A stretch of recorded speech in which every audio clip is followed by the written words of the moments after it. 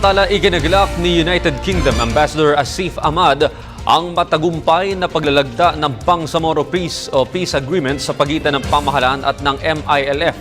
Dahil dito, nagpahayag ito ng suporta at umaasang magiging prioridad ng kasunduang ito ang edukasyon, kalusugan at kabuhayan ng mga taga-Mindanao.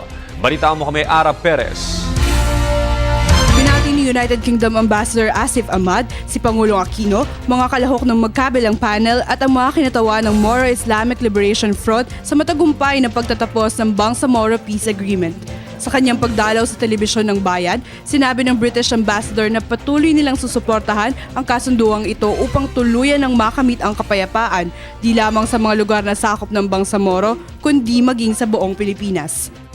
The real work now lies further ahead, which is how to get this through the legislature to make sure that the Supreme Court is what has been arranged and that the basic laws are in place, and thereafter we have elections and a better future for the people of the Philippines.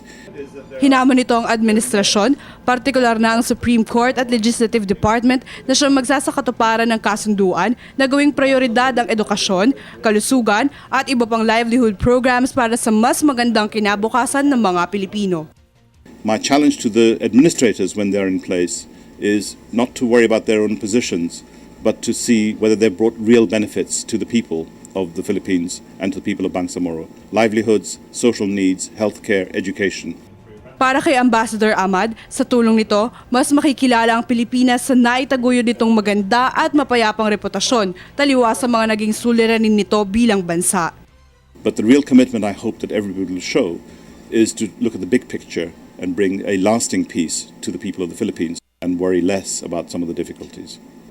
Samantala, naniniwala si Ambassador Ahmad na integridad at ethical dimensions ang siyang susi sa mas pinalawig na serbisyong publiko ng telebisyon ng bayan. Bilang pag-uugnay nito sa British Broadcasting Corporation o BBC, ang government station ng United Kingdom.